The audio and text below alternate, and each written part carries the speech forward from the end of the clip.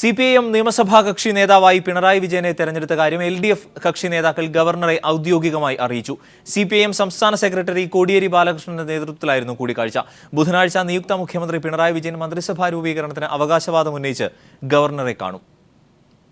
Thiruvananthapuram AKG സെന്ററിൽ നടന്ന CPIM MLA-മാരുടെ യോഗത്തിൽ പിണറായി വിജയനെ നിയമസഭാ കക്ഷി നേതാവായി തിരഞ്ഞെടുത്തിരുന്നു. തുടർന്ന് CPIM സംസ്ഥാന സെക്രട്ടറി കോടിയേരി ബാലകൃഷ്ണൻ, CPI നിയമസഭാ കക്ഷി നേതാവ് E ചന്ദ്രശേഖരൻ, NCP നേതാവ് AK ശശീന്ദ്രൻ എന്നിവർ ഗവർണർ ജസ്റ്റിസ് P സദാശിവവുമായി കൂടിക്കാഴ്ച നടത്തി നിയമസഭയിൽ ഭൂരിപക്ഷം അവകാശപ്പെട്ട് കത്ത് നൽകി. പാർലമെന്ററി പാർട്ടി ലീഡറായിട്ട് പിണറായി വിജയനെ തെരഞ്ഞെടുത്ത കാര്യം ഔപചാരികമായി ഗവർണറെ അറിയിച്ചു.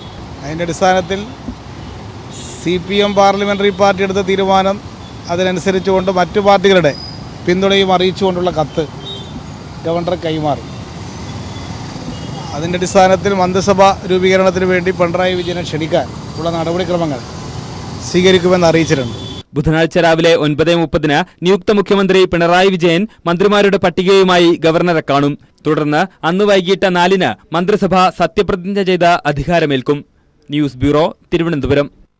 LDF മന്ത്രിസഭയിലെ CPIM മന്ത്രിമാരെ സംസ്ഥാന സമിതി തീരുമാനിച്ചു. ഞായറാഴ്ച ചേർന്ന സംസ്ഥാന സെക്രട്ടേറിയറ്റ് തയ്യാറാക്കിയ പട്ടികയ്ക്കാണ് സംസ്ഥാന കമ്മിറ്റി അംഗീകാരം നൽകിയത്. സ്പീക്കർ സ്ഥാനത്തേക്ക് P ശ്രീരാമകൃഷ്ണനെയും തീരുമാനിച്ചു. മുഖ്യമന്ത്രി പിണറായി വിജയനെ കൂടാതെ CPM കേന്ദ്ര കമ്മിറ്റി അംഗങ്ങളായ EP Jayarajan, Thomas Isaac, KK Shailaja, AK ബാലൻ എന്നിവർ മന്ത്രിമാരാകും. സംസ്ഥാന സെക്രട്ടേറിയറ്റ് അംഗങ്ങളായ TP രാമകൃഷ്ണൻ, സംസ്ഥാന സമിതി അംഗങ്ങളായ G Sudhakaran, Kadakampally Surendran, AC Moideen, J Mercykuttyamma എന്നിവരും പുതുക്കാട് ഏരിയ കമ്മിറ്റി അംഗമായ C രവീന്ദ്രനാഥും CPM സ്വതന്ത്രൻ KT ജലീലും മന്ത്രിയാകും. വകുപ്പുകൾ ബുധനാഴ്ച തീരുമാനിക്കും. മന്ത്രിമാരിൽ 8 പേർ പുതുമുഖങ്ങളാണ്. 3 പേർ മുൻ LDF മന്ത്രിസഭയിൽ അംഗങ്ങളായിരുന്നു. ബുധനാഴ്ച വൈകിട്ട് 4 തിരുവനന്തപുരം സെൻട്രൽ സ്റ്റേഡിയത്തിലാണ് മന്ത്രിസഭയുടെ സത്യപ്രതിജ്ഞാ ചടങ്ങ്. 19 അംഗ മന്ത്രിസഭയിൽ CPM-നെ കൂടാതെ CPI-ക്ക് 4 മന്ത്രിമാരും JDS, NCP, കോൺഗ്രസ് എസ് എന്നീ ഘടകകക്ഷികൾക്ക് 1 വീതം മന്ത്രിമാരുമാണ് ഉണ്ടാവുക. ഡെപ്യൂട്ടി സ്പീക്കർ സ്ഥാനം CPI-ക്കാണ്. 2 ചേരുന്ന മന്ത്രിസഭായോഗം നിയമസഭാ സമ്മേളനത്തിന്റെ തീയതിയും നിശ്ചയിക്കും. കേരള ചരിത്രത്തിൽ പുത്തൻ അധ്യായം രചിച്ച് CPM-ന് മുഖ്യമന്ത്രി ഉൾപ്പെടെ 12 മന്ത്രിമാർ. വകുപ്പുകൾ സംബന്ധിച്ചുള്ള തീരുമാനം മറ്റന്നാൾ കൈക്കൊള്ളും. AKG സെന്ററിന് മുന്നിൽ നിന്നും ക്യാമറമാൻ ദേവദത്തിനൊപ്പം KG ദിനകർ. CPIയുടെ സംസ്ഥാന കൗൺസിൽ 4 മന്ത്രിമാരെയും തെരഞ്ഞെടുത്തു. E Chandrasekharan, VS Sunilkumar, P Thilothaman, K Raju എന്നിവർ മന്ത്രിമാരാകും. മുതിർന്ന നേതാക്കളായ മുല്ലക്കര രത്നാകരൻ, C ദിവാകരൻ എന്നിവരെ ഒഴിവാക്കി. പാർട്ടി എക്സിക്യൂട്ടീവും സംസ്ഥാന കൗൺസിലും വിശദമായി ചർച്ച ചെയ്ത ശേഷമാണ് CPIയുടെ മന്ത്രിമാരെ തെരഞ്ഞെടുത്തത്. Kanhangad MLA E Chandrasekharan, Thrissur MLA VS Sunilkumar, Cherthala MLA P Thilothaman, Punalur MLA K Raju എന്നിവർ മന്ത്രിമാരാകും. ചിറയൻകീഴ് MLA V ശശിയായിരിക്കും പുതിയ ഡെപ്യൂട്ടി സ്പീക്കർ. മുതിർന്ന നേതാക്കളായ C ദിവാകരൻ, മുല്ലക്കര രത്നാകരൻ എന്നിവരുടെ പേരുകൾ മന്ത്രിസ്ഥാനത്തേക്ക് ഉയർന്നു വന്നിരുന്നുവെങ്കിലും പുതുമുഖങ്ങൾ മതിയെന്ന് CPIയുടെ കൗൺസിൽ തീരുമാനിക്കുകയായിരുന്നു. വകുപ്പുകൾ സംബന്ധിച്ച് ചർച്ച ചെയ്ത് തീരുമാനിക്കുന്നതിന് 25 ഉച്ചയ്ക്ക് 2 മണിക്ക് പാർട്ടി എക്സിക്യൂട്ടീവ് ചേരും. CPI 5-ാം മന്ത്രിയെ ആവശ്യപ്പെട്ടു എന്ന വാർത്ത അടിസ്ഥാനരഹിതമാണെന്ന് CPI സംസ്ഥാന സെക്രട്ടറി കാനം രാജേന്ദ്രൻ പറഞ്ഞു.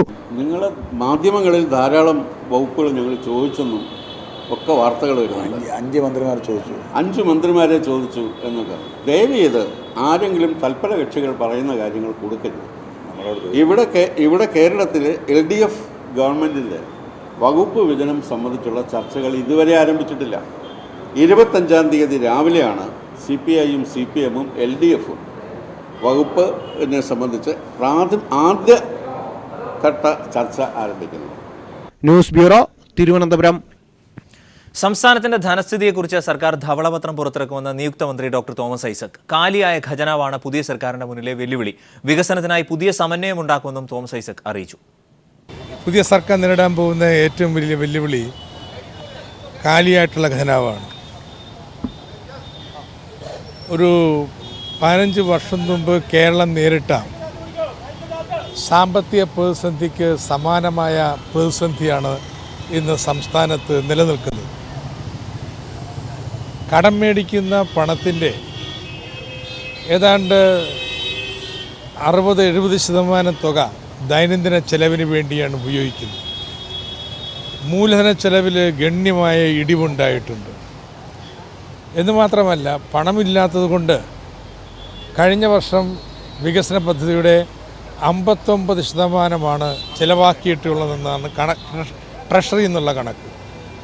അതിന് മുമ്പത്തെ വർഷം C&J തന്നെ പറഞ്ഞിട്ടുണ്ട് 61%.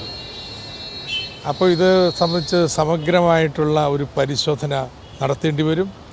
ഇത് സംബന്ധിച്ച് സർക്കാർ ഒരു ധവളപത്രം ഇറക്കും.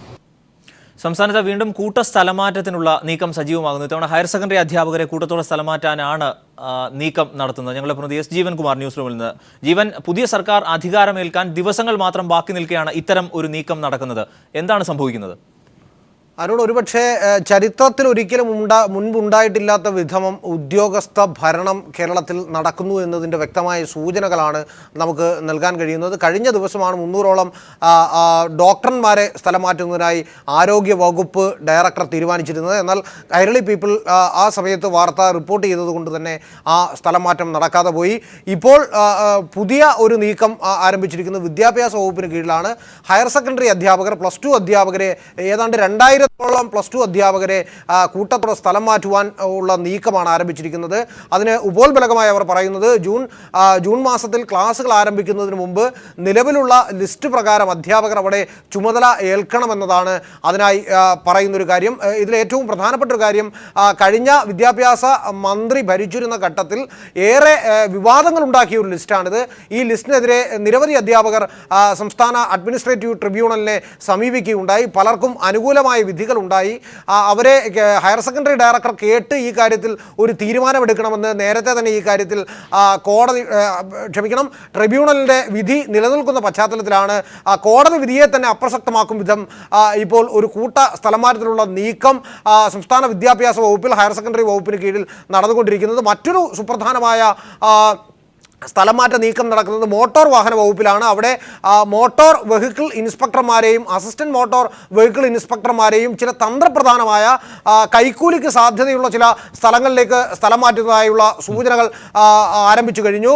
അതിലേറ്റവും പ്രധാനം വേലന്താവളം പോലെയുള്ള അല്ലെങ്കിൽ വാളയാർ പോലെയുള്ള ഏറ്റവും പിരിവിന് സാധ്യതയുള്ള ചില കേന്ദ്രങ്ങളിലേക്കാണ് സ്ഥലം മാറ്റത്തിനുള്ള സാധ്യതകൾ നടക്കുന്നത് എന്നാണ് നമുക്ക് മനസ്സിലാക്കാൻ കഴിയുന്നത്. അതോടൊപ്പം കൈരളി പീപ്പിൾ തന്നെ നേരത്തെ ഒരു വാർത്ത പുറത്തുവിട്ട ന്യൂനപക്ഷ ക്ഷേമ ഡയറക്ടർ പി നസീറിനെ, അദ്ദേഹത്തെ റിവർട്ട് ചെയ്തുകൊണ്ട് കോളേജ് എഡ്യൂക്കേഷനിലേക്ക് തിരിച്ചയക്കാൻ അദ്ദേഹത്തിൻ്റെ മാതൃ ഡിപ്പാർട്ട്മെൻറ്റിലേക്ക് തിരിച്ചയക്കുന്നതിനായി സംസ്ഥാന സർക്കാർ നേരത്തെ തീരുമാനിച്ചിരുന്നു.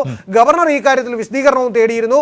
എന്നാൽ അദ്ദേഹത്തെ വീണ്ടും ന്യൂനപക്ഷ ക്ഷേമ ഡയറക്ടറാക്കാൻ പൊതുഭരണ വകുപ്പിൻ്റെ മേധാവി തീരുമാനിക്കുന്നു എന്ന സുപ്രധാനമായ മറ്റൊരു വാർത്തയും പുറത്തു വരുന്നുണ്ട്. ഇത് കഴിഞ്ഞ ഇലക്ഷൻ കൗണ്ടിങ്ങിന് തൊട്ട് മുമ്പത്തെ ദിവസം രാത്രി 9 മണിയോടുകൂടി മുഖ്യമന്ത്രി ഉമ്മൻചാണ്ടി ഈ നിർണായകമായ ഫയലിൽ ഒപ്പിട്ടു എന്നാണ് നമുക്ക് മനസ്സിലാക്കാൻ കഴിയുന്നത്. പുതിയ സർക്കാർ അധികാരമേൽക്കും മുമ്പ് തന്ത്രപ്രധാനമായ ചില സ്ഥലം മാറ്റങ്ങൾ നടത്തുന്നതിനാണ് ഉദ്യോഗസ്ഥ മേധാവിമാർ ശ്രമിക്കുന്നത് എന്നാണ് ഇതിൽ നിന്നും നമുക്ക് മനസ്സിലാക്കാൻ കഴിയുന്നത്. അരുൺ, എസ് ജീവൻകുമാറാണ് വിവരങ്ങൾ നൽകിയത് ന്യൂസ് റൂമിൽ നിന്ന്. തെരഞ്ഞെടുപ്പിൽ മദ്യനയം UDFന് തിരിച്ചടിയായില്ലെന്ന് KPCC അധ്യക്ഷൻ VM സുധീരൻ. തെരഞ്ഞെടുപ്പ് തോൽവി വിലയിരുത്താനായി ജൂൺ 4-5 ദിവസങ്ങളിൽ KPCC യോഗം ചേരും. പ്രതിപക്ഷ നേതാവിന്റെ കാര്യത്തിൽ ഹൈക്കമാൻഡ് നിർദ്ദേശം ലഭിച്ചാൽ ഉടൻ തീരുമാനമുണ്ടാകും. തോൽവിയുടെ ഉത്തരവാദിത്വം ഏറ്റെടുത്ത് താൻ സ്ഥാനമൊഴിയേണ്ടതില്ലെന്നും സുധീരൻ വ്യക്തമാക്കി. തെരഞ്ഞെടുപ്പിലെ കനത്ത പരാജയത്തെ ചൊല്ലി ഭിന്നതകൾ പുറത്തുവരുന്ന പശ്ചാത്തലത്തിലായിരുന്നു KPCC നിർവാഹക സമിതി യോഗം ചേർന്നത്. വിമർശനങ്ങൾ കടുത്ത പൊട്ടിത്തെറിയിലേക്ക് നയിക്കുമെന്നതിനാൽ തെരഞ്ഞെടുപ്പ് തോൽവി യോഗം ഇന്ന് ചർച്ച ചെയ്യേണ്ടതില്ലെന്ന് തീരുമാനിച്ചു. ഇതിൽ പ്രതിഷേധിച്ച് ബിന്ദു കൃഷ്ണയും ഷാനിമോൾ ഉസ്മാനും യോഗത്തിൽ നിന്നും ഇറങ്ങിപ്പോയി. തോൽവിയെക്കുറിച്ച് ജില്ലാതലത്തിൽ ആദ്യം KPCCയുടെ മേൽനോട്ടത്തിൽ വിലയിരുത്തലുകൾ നടത്തും. ഇതിനുശേഷം ജൂൺ 4-5 തീയതികളിൽ KPCCയുടെ ക്യാമ്പ് എക്സിക്യൂട്ടീവ് ചേർന്ന് തോൽവി വിശദമായി പരിശോധിക്കുമെന്ന് അധ്യക്ഷൻ VM സുധീരൻ പറഞ്ഞു. സ്ഥാനാർത്ഥികൾക്ക് കൂടി പറയാനുള്ള ഒരു അവസരം ഉണ്ടാകണം. അവരുടെ സാന്നിധ്യത്തിൽ ഒരു ചർച്ച വേണം. അതിൻ്റെ അടിസ്ഥാനത്തിലാണ് 2 ദിവസത്തെ ക്യാമ്പ് എക്സിക്യൂട്ടീവ് നടത്താൻ തീരുമാനിച്ചത്. ഇത്രയും കനത്ത പരാജയം ഒരു തലത്തിലും റിപ്പോർട്ട് ചെയ്തിരുന്നില്ല. അതുകൊണ്ട് തന്നെ ചർച്ചകൾ നടത്തി ആവശ്യമായ മാറ്റങ്ങൾ വരുത്തും. എന്നാൽ തോൽവിയുടെ ഉത്തരവാദിത്വം ഏറ്റെടുത്ത് താൻ ഒഴിയേണ്ടതില്ലെന്നും സുധീരൻ വ്യക്തമാക്കി. മദ്യനയം തെരഞ്ഞെടുപ്പിൽ UDFന് തിരിച്ചടിയായില്ല. ബാർ ലോബിയാണ് ഇത്തരം പ്രചരണത്തിന് പിന്നിലെന്നും അദ്ദേഹം പ്രതികരിച്ചു. ഇല്ല, അങ്ങനെ ഒരു പ്രശ്നം ഉത്ഭവിക്കുന്നില്ല. പ്രശ്നം തെരഞ്ഞെടുപ്പ് രംഗത്ത് പരാജയമുണ്ടാകാം, വിജയമുണ്ടാകാം. ഇതൊന്നൊരു പുതിയ കാര്യമല്ല. അപ്പോൾ ഇതിൻ്റെ അടിസ്ഥാനത്തിൽ തെരഞ്ഞെടുപ്പ് ഫലങ്ങളെ ശരിയായി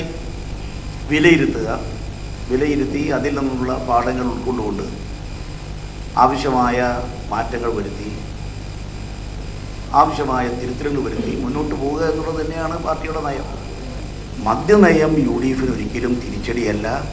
അത് വളരെ സംഘടിതമായി ബാർ ലോബിയുടെ ഒരു പ്രചരണം അഴിച്ചുവിട്ടിട്ടുണ്ട്. പ്രതിപക്ഷ നേതാവിന്റെ കാര്യത്തിൽ ഹൈക്കമാൻഡ് നിർദ്ദേശത്തിനായാണ് കാത്തിരിക്കുന്നത്. എത്രയും വേഗം ഇതിൽ ഒരു തീരുമാനമുണ്ടാകുമെന്നും സുധീരൻ വ്യക്തമാക്കി. തെരഞ്ഞെടുപ്പ് ഫലം പൂർണ്ണമായും മാനിച്ചുകൊണ്ട് ക്രിയാത്മക പ്രതിപക്ഷമായി പ്രവർത്തിക്കുമെന്നും അദ്ദേഹം വാർത്താസമ്മേളനത്തിൽ പ്രതികരിച്ചു. News bureau, Thiruvananthapuram. UDF നേതൃത്വത്തിനെതിരെ ബിന്ദു കൃഷ്ണയും ഷാനിമോളും രംഗത്ത്. UDFൽ വനിതകൾക്ക് അവഗണനയാണ്. സ്ത്രീകൾ വെള്ളം കോരികളും വിറകുവെട്ടുകാരുമാണ്. LDF 2 വനിതകളെ മന്ത്രിമാരാക്കിയത് ചരിത്ര സംഭവമാണെന്നും ഇരുവരും പറഞ്ഞു. കോൺഗ്രസിനകത്ത് ഒട്ടേറെ വനിതകൾ വിറക് വെട്ടികളും വെള്ളം കോരികളുമായിട്ട് അവശേഷിക്കുന്ന ഒരു സ്ഥിതിവിശേഷമാണ്. തെരഞ്ഞെടുപ്പ് വരുമ്പോൾ സ്ഥാനാർത്ഥിത്വത്തിന് വേണ്ടിയിട്ടുള്ള ഇടപെടലുകൾ ഞങ്ങളൊക്കെ തന്നെ നടത്താറുണ്ട്. പക്ഷേ അതൊന്നും കണ്ട ഭാവം നടിക്കാതെ തോക്കുമെന്ന് 100% ഉറപ്പുള്ള സീറ്റുകൾ തെരഞ്ഞുപിടിച്ച് തരുന്ന ഒരു സ്ഥിതിയാണ് കണ്ടിട്ടുള്ളത്. കേരളത്തിലെ കോൺഗ്രസിൽ വനിതകൾ എന്ന് പറയുന്നത് ഒരു പ്രാധാന്യമില്ലാതായി ഇത് പറയുമ്പോൾ ദേശീയ തലത്തിൽ കോൺഗ്രസിന്റെ കാഴ്ചപ്പാട് ഇതല്ല. ഏറ്റവും കൂടുതൽ പുരുഷാധിപത്യം നിലനിൽക്കുന്നത് കേരളത്തിലെ കോൺഗ്രസ് പ്രസ്ഥാനത്തിലാണ്. കേരളത്തിലെ തെരഞ്ഞെടുപ്പ് പരാജയത്തിന് പിന്നാലെ പരാതികളുമായി നേതാക്കൾ ഹൈക്കമാൻഡിന് മുന്നിൽ. നേതൃതലത്തിൽ നടപടി വേണമെന്ന് സോണിയാഗാന്ധിയോട് ആവശ്യപ്പെട്ടതായി ശശി തരൂർ അറിയിച്ചു. പ്രതിപക്ഷ നേതൃസ്ഥാനത്തെ ചൊല്ലി നടക്കുന്ന തർക്കത്തിലും ഹൈക്കമാൻഡിന് അതൃപ്തിയുണ്ട്. സംസ്ഥാന തെരഞ്ഞെടുപ്പുകളിലെല്ലാം വമ്പൻ പരാജയം ഏറ്റുവാങ്ങിയ കോൺഗ്രസ് വലിയ പ്രതീക്ഷ വച്ചത് കേരളത്തിലെ തെരഞ്ഞെടുപ്പിലായിരുന്നു. തർക്കമുണ്ടാകാതിരിക്കാൻ 3 നേതാക്കളെ പ്രചാരണ ചുമതല ഏൽപ്പിച്ചെങ്കിലും ഫലപ്രദമായില്ല.